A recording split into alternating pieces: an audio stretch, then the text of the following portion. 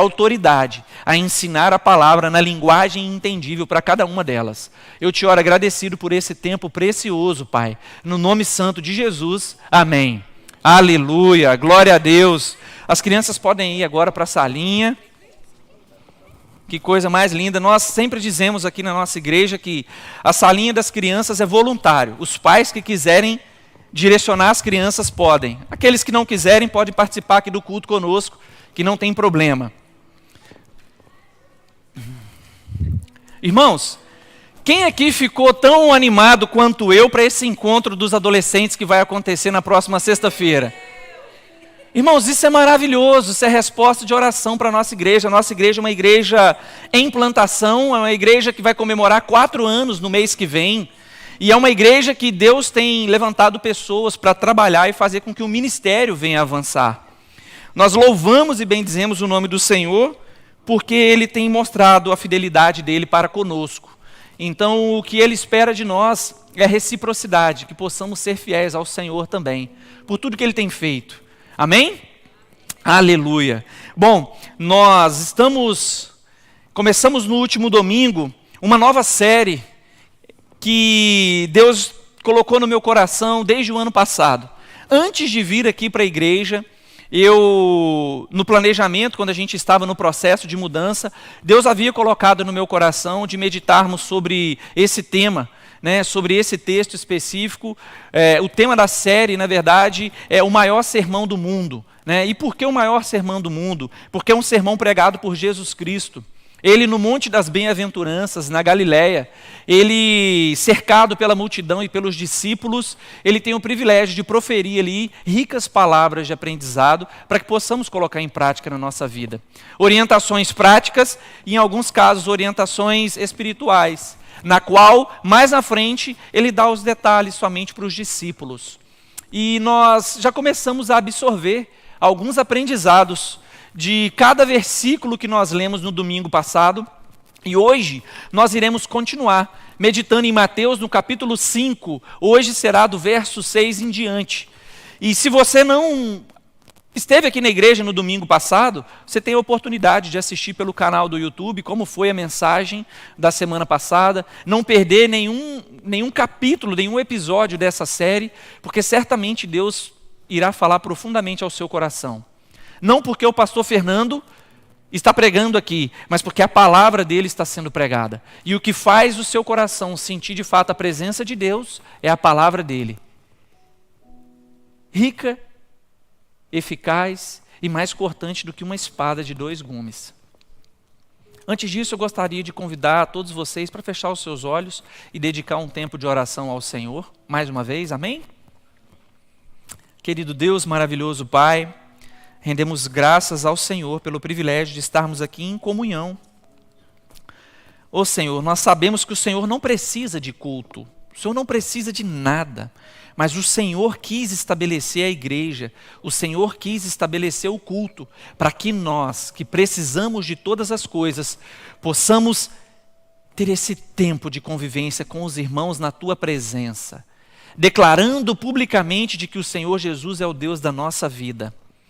Então aqui nessa noite, Pai, nós declaramos que esse culto é para o Senhor, e tudo que aqui estamos fazendo é para a Tua glória. Pedimos que o Teu Espírito Santo continue tendo liberdade no nosso meio. Eu peço, Pai, que cada palavra que eu proferir possa chegar aos ouvidos de quem pode me ouvir, aqui presencialmente ou online. E que o Espírito Santo do Senhor possa levar cada palavra ao coração, para que haja genuína transformação de vida, para que haja genuína transformação de caráter, para que haja genuinamente pessoas convertidas ao Evangelho. E que daqui, Pai, na nossa igreja, nós tenhamos verdadeiros discípulos de Jesus Cristo. Eu consagro a palavra dessa noite e peço que o Senhor fale aos nossos corações de maneira poderosa e sobrenatural. No nome santo de Jesus, amém. Amém. Pois bem, irmãos, Mateus, no capítulo 5, nós meditamos na semana passada do verso 1 ao verso 5 e hoje nós iremos dar continuidade nas bem-aventuranças, ou, em outras linguagens bíblicas, abençoados.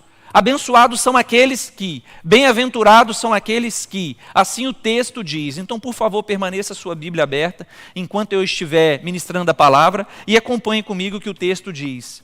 O verso 6 diz assim: Bem-aventurados os que têm fome e sede de justiça, porque serão saciados.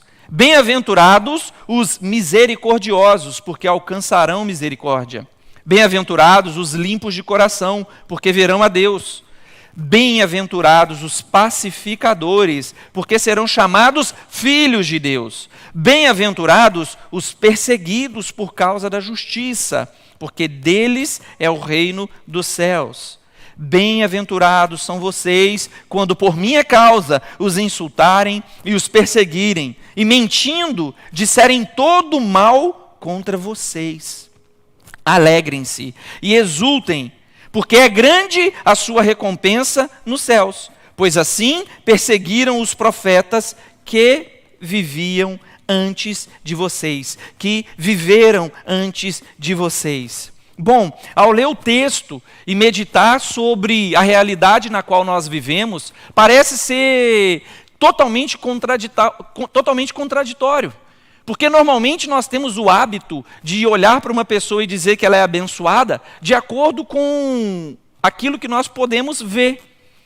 Então a gente tem o hábito de olhar as pessoas, e hoje as redes sociais nos permitem olhar as pessoas de qualquer lugar do mundo. Nós vemos pessoas do Brasil, nós vemos pessoas em outros continentes, nós vemos pessoas aqui mesmo na nossa redondeza. E às vezes olhamos ali nas redes sociais e falamos assim: nossa, como essa pessoa está sendo abençoada. Nossa, Deus de fato está abençoando aquela família. Ou às vezes a gente vê um vizinho, olha a grama dele e fala: olha que bênção que tem acontecido ali. Mas quando nós olhamos para as Escrituras, nós vemos Jesus falando sobre bem-aventuranças de uma maneira completamente diferente daquilo que nós estamos habituados. Significa então que essas pessoas que estão ficando bem de vida, que estão conquistando bens, não são bem-aventurados ou abençoados? Não. Não é isso que significa. Mas o que o pastor quer trazer nessa noite, para que todos possam ter um entendimento, é que o pilar principal que evidencia uma pessoa bem-aventurada ou abençoada não é somente as questões financeiras. Não somente aquilo que a gente vê no Instagram ou no Facebook. Acreditem vocês ou não, mas há uma pesquisa que saiu nos Estados Unidos em 2023, que os casais que mais postam nas redes sociais, que estão bem, têm um índice muito maior de separação. Os casais que mais divulgam que estão bem e que fazem declarações nas redes sociais, é os que de maneira intrínseca dentro de casa vivem pessimamente em conflitos. As pessoas que às vezes postam nas redes sociais grandes carros, luxos, são pessoas que às vezes não estão conquistando isso de uma maneira lícita, de uma maneira na qual a Bíblia nos mostra. Isso é uma pesquisa real e eu estou falando para vocês de fatos. E pode ser que enquanto eu fale, venha na sua memória situações que te façam lembrar disso que eu estou dizendo.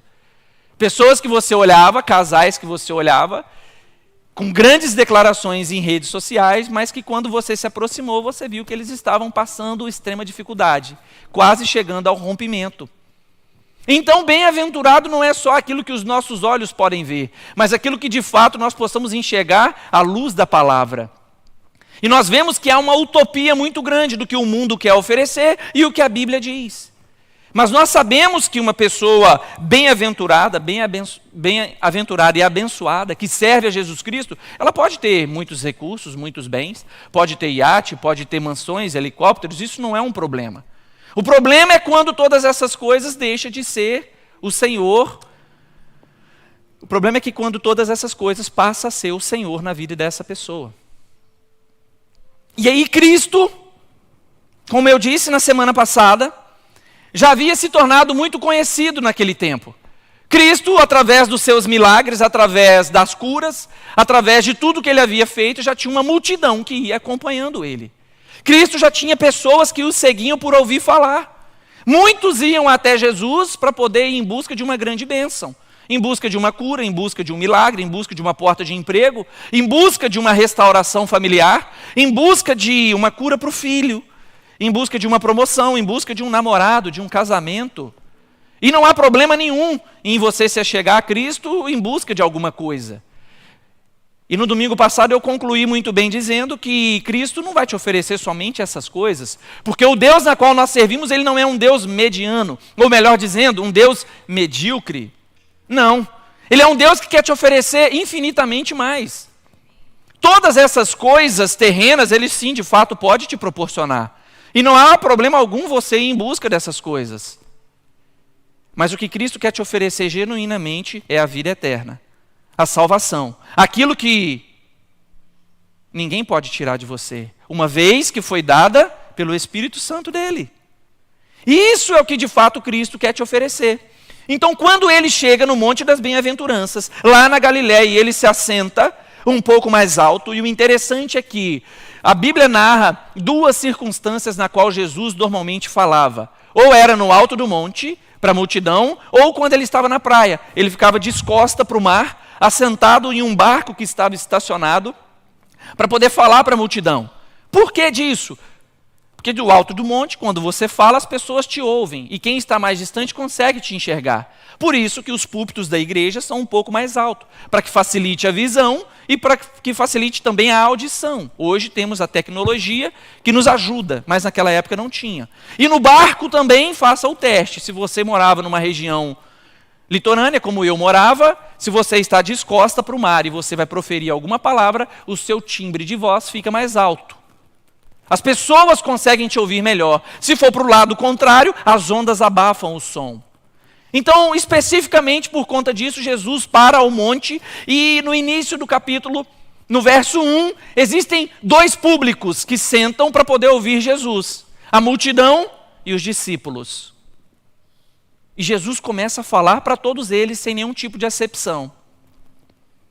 Ele começa dizendo sobre as bem-aventuranças, e eu concluí no domingo passado perguntando: você faz parte somente da multidão, ou você de fato é um discípulo de Cristo? E qual a maneira, pastor, que eu posso saber se eu simplesmente faço parte da multidão, ou se eu de fato sou um discípulo de Cristo? E a resposta é: conhecendo as bem-aventuranças. Veja se você se enquadra nessas bem-aventuranças, porque são qualidades de Jesus Cristo que ele está multiplicando para cada um de nós. Quando nós temos essas qualidades, significa que de fato somos discípulos de Cristo e não somente fazemos parte da multidão.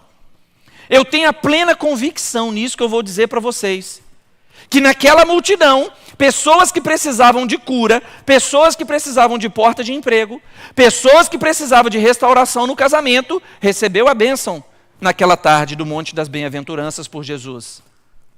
Mas eu tenho a plena convicção também que muitas pessoas que receberam essa bênção que tanto buscava, receberam somente essa bênção e não obtiveram a salvação, não se tornaram discípulos. Eu preguei aqui no ano passado sobre os 10 leprosos, que é um exemplo claro sobre isso. Foi a minha pregação do Thanksgiving. Quem esteve aqui pôde acompanhar. Haviam 10 leprosos. Os 10 foram curados, mas um foi salvo.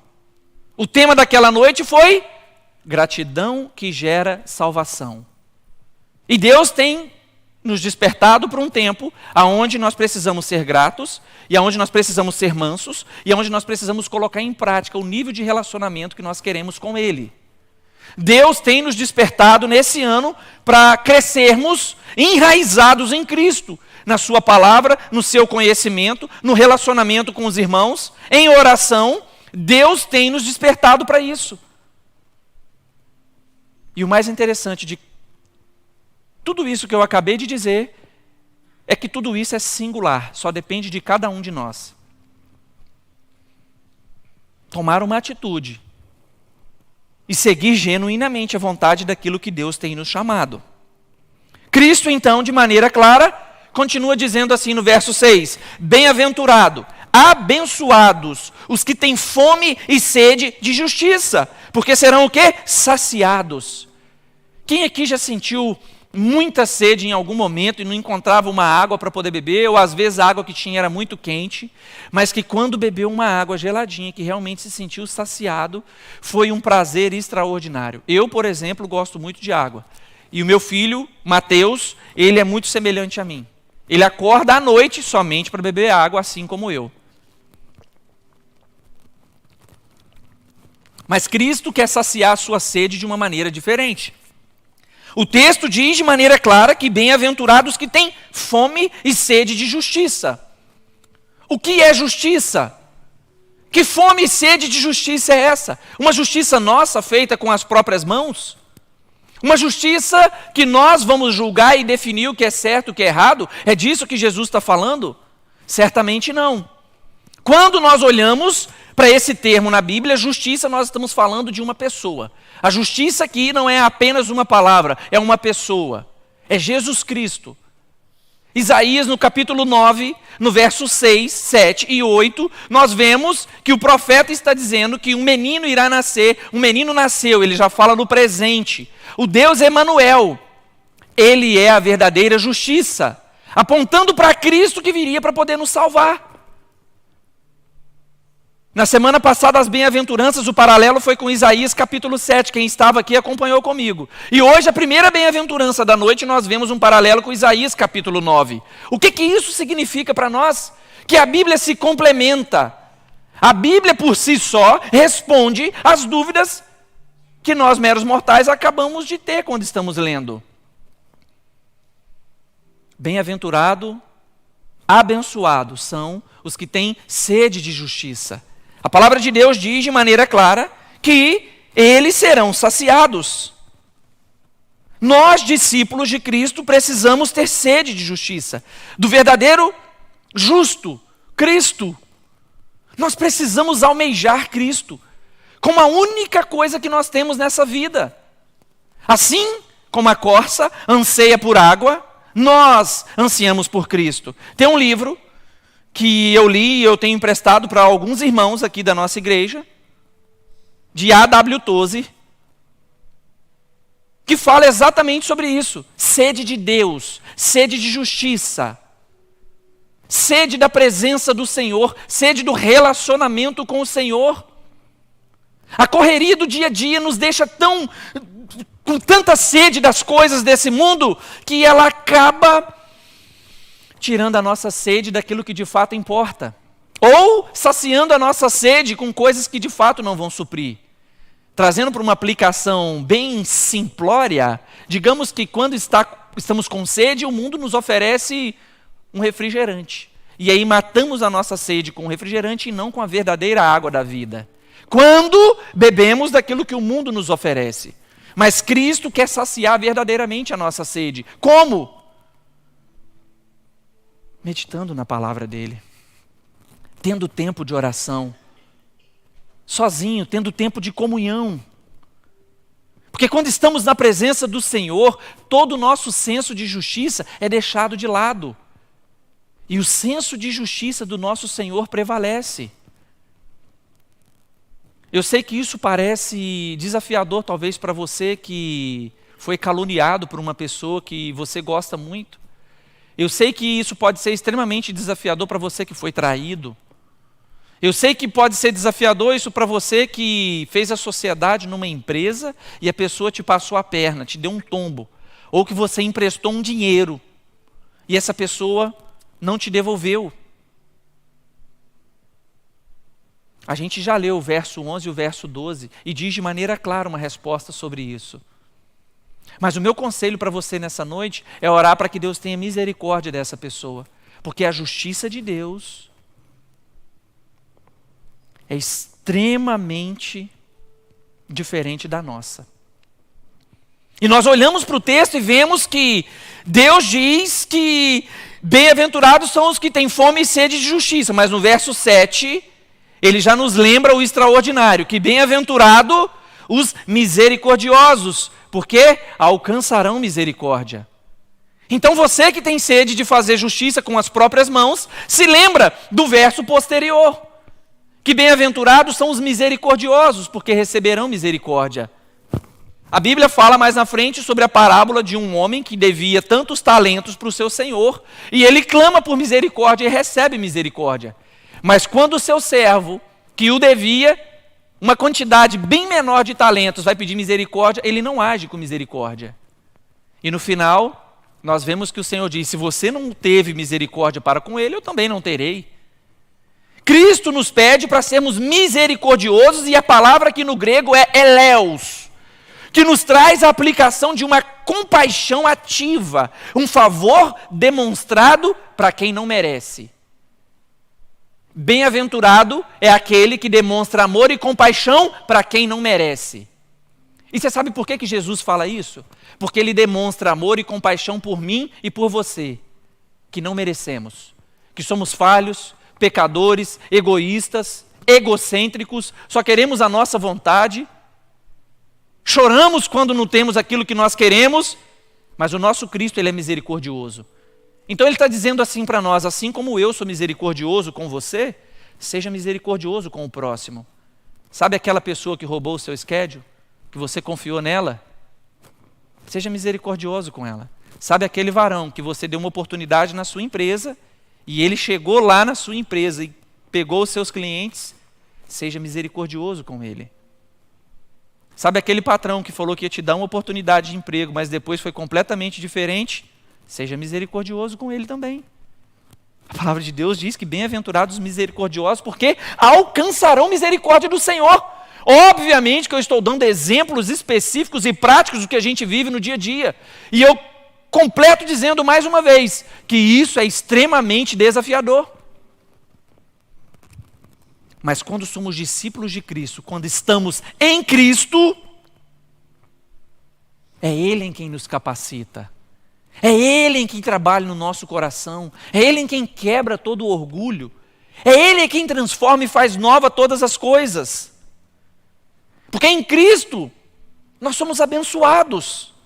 Ele é capaz de transformar todas essas coisas em nós. E ele complementa dizendo: bem-aventurado os limpos de coração, porque verão a Deus. Quando Jesus estava junto com os discípulos, que eles estavam travando os pequeninos, ele diz o seguinte: deixa-me vir os pequeninos, porque deles é o reino dos céus. Coração limpo, coração puro. A palavra no grego para pequeninos ali não é somente especificamente para crianças, que nós conhecemos por idade. Pequeninos ali são pessoas puras de coração. Pessoas que se apresentam diante de Deus reconhecendo que são pecadoras, que são pobres em espírito, quem estava no domingo passado sabe o que é, e que necessitam de todas as coisas do Senhor. Bem-aventurados sois vós. Bem-aventurado e abençoados são vocês. Limpos de coração, porque verão a Deus. Limpo de dentro para fora, porque o que contamina não é o que entra pela nossa boca. Assim Cristo Jesus disse, mas aquilo que vem de dentro do coração. E quando eu vejo o texto, Deus me traz à memória tantas coisas. Porque quando nós não somos misericordiosos, quando nós não temos sede da verdadeira justiça, quando somos orgulhosos, quando estamos com o coração duro, só quem sofre somos nós. Porque às vezes a pessoa que tem causado isso em você não está nem aí, nem lembra. Só que o seu coração tem carregado isso e feito com que você se sinta mal. E Jesus te trouxe aqui essa noite para dizer: eu quero limpar o teu coração, para que você possa ver genuinamente a Deus. Ver a Deus é herdar a vida eterna. É morar com o Senhor depois que essa vida terrena passar. Depois que esses pequenos dias e meses que viveremos aqui nessa terra acabar. Para uns pode ser hoje o último dia. Para outros, daqui 50 anos, 100 anos, não sabemos. O que eu sei é que hoje Deus nos trouxe aqui para purificar o nosso coração e nos ensinar a sermos misericordiosos, a buscar a sede da verdadeira justiça. O salmista no Salmo 73, verso 1, diz que de fato Deus é bom para com os de coração limpo. Deus é bom para aqueles que têm um coração limpo. O verso 9, a palavra de Deus diz: bem-aventurados os pacificadores, porque serão chamados filhos de Deus. Filhos de Deus nessa terra, discípulos de Cristo, são genuinamente pacificadores. E isso é uma das coisas que o nosso mundo mais precisa. de pessoas pacificadoras. Esquece essa história de olho por dente. Olho por olho e dente por dente. Como é que é? Olho por olho. Vocês estão atentos. Glória a Deus por isso. Estão vendo? Esquece isso. Talvez o seu antigo eu era assim. Mas em Cristo o seu novo eu é diferente. O seu novo eu busca justiça no Senhor. O seu novo eu é misericordioso, compassivo, longânimo, manso. O seu novo eu tem um coração puro, um coração como o do próprio Cristo. É isso que nós precisamos buscar. Na oração de sexta-feira, eu dei um exemplo prático sobre um filme. Algumas pessoas assistiram esse filme, se chama O Curioso Caso de Benjamin Button. Quem assistiu aqui? Esse filme, resumidamente, ele narra a história de um homem que nasce velho e morre bebê. Talvez você não se lembrava do nome, mas já assistiu o filme. E a história narra que ele nasce velho, com dificuldade de andar, com dores nas pernas e a face, a feição, de fato, como velho. Mas morre um bebezinho com a pele linda, perfeita, a coisa mais linda do mundo. E o pano de fundo daquele filme quer apresentar que em Cristo nós chegamos adultos e velhos, antes de conhecer a Cristo. Chegamos para Ele com as nossas verdades, chegamos até Cristo com o nosso ego construído de acordo com o que esse mundo lapidou, chegamos a Cristo com os nossos achismos, mas uma vez que estamos em Cristo, nós precisamos cada vez mais nos tornar bebês, dependentes do Senhor em todas as coisas, com um coração completamente puro e limpo. É isso que Cristo espera de nós. Bebê não no entendimento da palavra, na dependência de Deus. Porque quanto mais maduros nós somos na palavra, mais nós somos dependentes de Cristo. Mais nós somos dependentes de Cristo. Um pacificador será chamado filho de Deus. E quando eu olho para as Escrituras, Deus me traz à memória um homem que foi um grande pacificador. A palavra dele. Eu já preguei sobre ele aqui na nossa igreja. Paulo escreve uma carta a Filemão. Quem se lembra dessa passagem que eu preguei aqui na igreja? Filemão é um dos menores livros da Bíblia. É apenas um capítulo, bem pequenininho. Nesse dia eu li todo o livro aqui. E o enredo é que tinha um senhor que se chamava Filemão. E na casa dele se reunia a igreja. Naquela época ele tinha uns escravos. Um de seus escravos, que se chama Onésimo, rouba ele e foge para Roma. Quando chega em Roma, ele conhece o evangelho e a Paulo e se converte. Paulo, um pacificador, chega e fala: Filemão, perdoa o seu escravo. Receba seu escravo aí como seu irmão em Cristo. Agora ele não é mais seu escravo. Agora ele deixou de ser escravo. Ele é filho. Ah, mas e quanto a tudo aquilo que Onésimo causou de dano a Filemão, que o escravo causou ao seu dono? Paulo escreve assim: tudo isso bota na minha conta porque eu pagarei.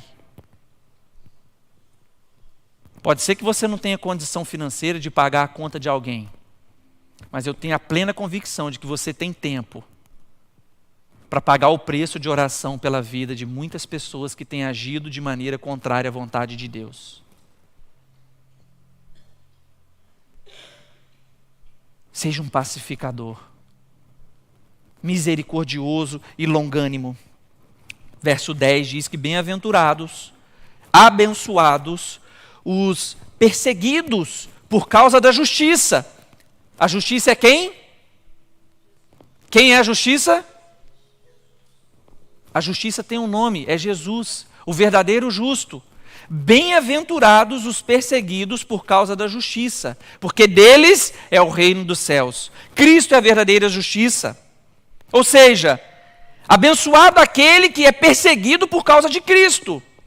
O verdadeiro discípulo de Cristo será perseguido por causa do Evangelho. É perceptível quando você está dedicando tempo de serviço ao reino dos céus que as perseguições começam. Você quer saber se você de fato está servindo a Deus genuinamente? É que quando você não fez nada de errado e começam a levantar falso testemunho sobre o seu nome. Você quer saber se de fato você está agindo conforme a vontade do Senhor? É que quando você tem dedicado tempo de jejum, de oração, de leitura da palavra, de comunhão na igreja, servindo na igreja, e as pessoas do nada começam a te difamar. Espalha uma fofoca daqui, fala uma não verdade dali, porque o objetivo do inimigo é te desestabilizar. E pode ser que isso esteja acontecendo com você nesse momento. E eu quero encorajar você a continuar perseverando. Que nós vamos ver um pouquinho ali na frente quem que batalha por nós. Quem que nos justifica, quem é o verdadeiro justo que nos justifica. Entenda uma coisa. Pare de se justificar para as pessoas. Quem ama genuinamente, quem acredita genuinamente em você, não precisa da sua justificativa porque sabe quem você é. Agora, aqueles que não te amam, aqueles que querem o seu mal, por mais que você se justifique, de nada vai valer para eles. De nada. Mas há um paralelo muito importante que eu quero trazer aqui também. Porque existe pessoa que é carne de pescoço. Quem já ouviu essa expressão, carne de pescoço? É porque já comeu uma galinha caipira feita ensopadinha, que o pescoço... Maravilhoso, né? E quando você vai comer, é difícil de pegar ali a carne do pescoço da galinha. Então tem gente que é difícil, igual carne de pescoço. Por quê? É desafiador para lidar. Para toda solução tem um problema. Quem conhece alguém assim? Não levanta a mão, não, estou brincando. Né? Tem gente que é um desafio. Tem gente que para toda solução chega à igreja, um banco confortável, ar-condicionado, culto, um louvor abençoado. Quando termina o culto, vira e fala assim, mas podia ter acontecido isso. Tem gente que para toda solução encontra um problema. E se você é perseguido por conta disso, não tem nada a ver com Jesus, tá? Esse é o paralelo que eu quero trazer. Mas se você tem sido carne de pescoço, se você tem sido uma pessoa difícil, saiba que Jesus pode transformar a sua vida. Jesus pode fazer tudo novo em você. Jesus pode transformar suas palavras, o seu jeito de falar. Às vezes você é bruto, arrogante, porque você cresceu assim, seu pai só falava desse jeito com você, você não aprendeu outra maneira. Deus pode fazer novo todas as coisas. Talvez você não sabe falar obrigado ou eu te amo. Talvez você cresceu sem nunca ter ouvido isso. Uma vez em Cristo, Ele te ensina, porque Ele te mostra que Ele te ama. E você consegue multiplicar todas essas coisas. Bem-aventurados são vocês, quando forem perseguidos por causa da justiça que é Jesus. O verso 11 nos diz, bem-aventurados, abençoados são vocês, quando por minha causa os insultarem e os perseguirem e mentindo disserem todo mal contra você. Olha aqui, eu vou ler mais uma vez.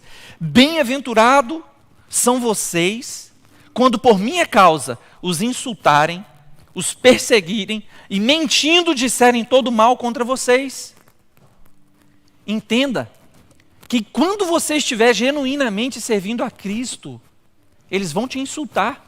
Eles vão te perseguir. Isso é um fato. Cristo, no Monte das Bem-aventuranças, com aquela multidão, ele poderia estar falando de empreendedorismo, ele poderia estar falando de coaching, como se dar bem na vida, como conquistar o melhor casamento. Não, olha o que ele está dizendo, vocês serão perseguidos por minha causa. Eles vão falar mentiras sobre você por minha causa. E é extraordinário, porque quando a gente vai lendo a Bíblia, o texto vai saltando aos nossos olhos, e aí Tiago, o meio-irmão de Jesus, diz, bem-aventurados sois vós, perseguidos. Bem-aventurados são vocês que estão levantando falsos testemunhos contra vocês. Bem-aventurados são vocês por passarem por todo tipo de provações, porque uma vez aprovado, receberá a coroa da vida. E é isso que nós buscamos aqui, a salvação, a genuína salvação. Ele complementa o verso 12 dizendo, alegrem-se, se exultem, porque é grande a sua recompensa nos céus, Pois assim perseguiram os profetas que viveram antes de vocês. Jesus, quando estava preparando o povo dele, no Monte das Oliveiras, falando em alto e bom tom, ele não estava ali dando nenhum tipo de dica de como ser bem-sucedido nessa terra. Ele estava dizendo para todos eles: vocês serão perseguidos, vocês vão sofrer, eles vão falar mentira do seu nome, vão te caluniar por minha causa.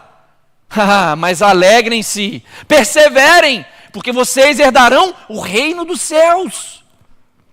O reino instituído por Ele, como herança para nós que somos filhos, discípulos genuínos de Cristo. Alegrem-se, alegrem-se. Quando nós somos perseguidos por causa de Jesus, não estamos sendo perseguidos por nossa causa. Não é o que nós falamos ou fazemos, mas sim por causa do próprio Cristo. E entenda uma coisa, que é Ele mesmo quem nos protege de todas as coisas. É Ele quem nos guarda, nos sustenta e nos direciona. E quando eu olho para as bem-aventuranças, eu vejo o cuidado do Deus na qual eu sirvo. E assim como na semana passada eu fiz um paralelo com Mateus 6,33, eu completo dizendo: bem-aventurado são vocês quando priorizam o reino de Deus.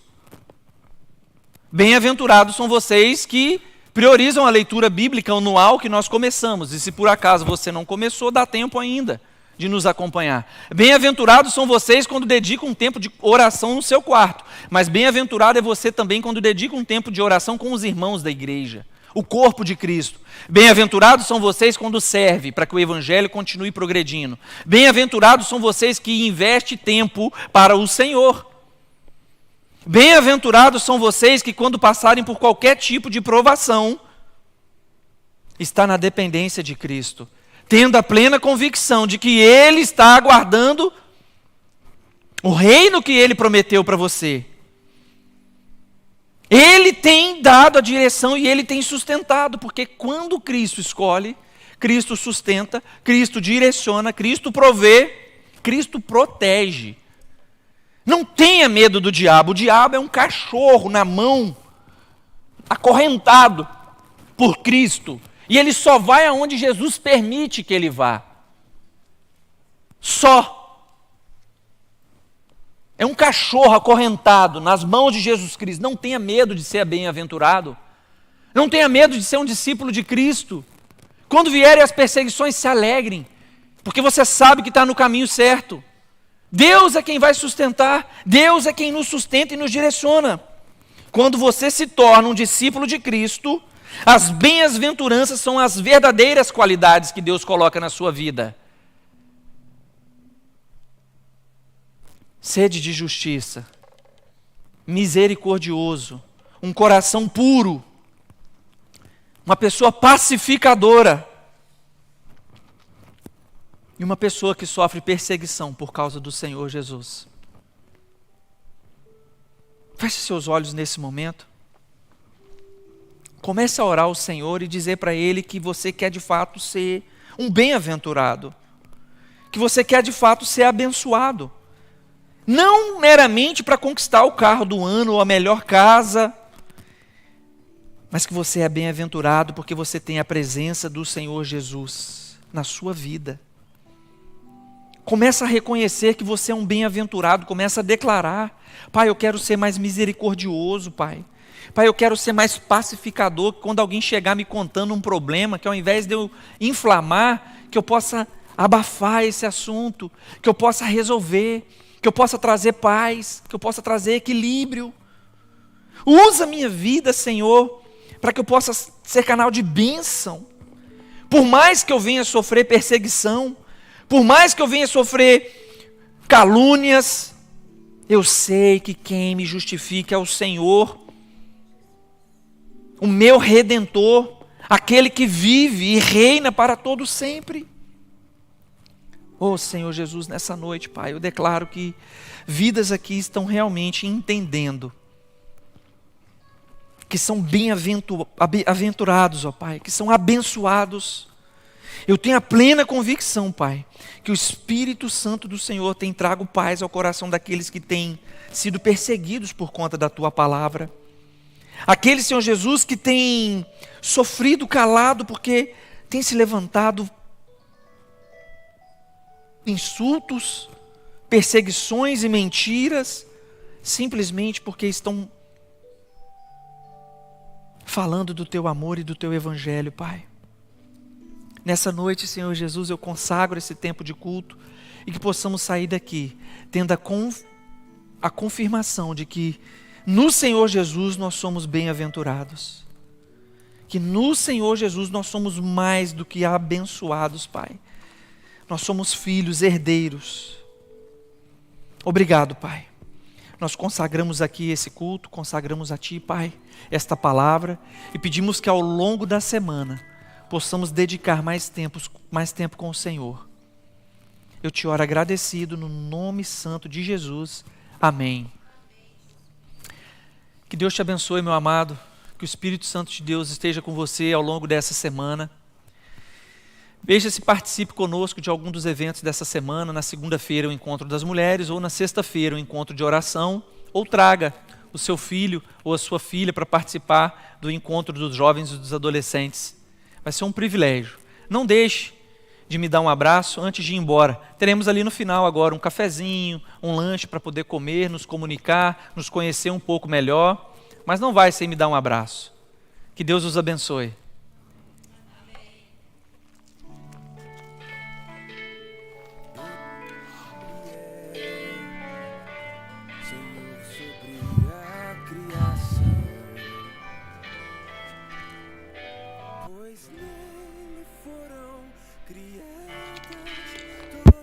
As coisas nos céus e na terra, sejam tronos, soberanias, poderes ou autoridades.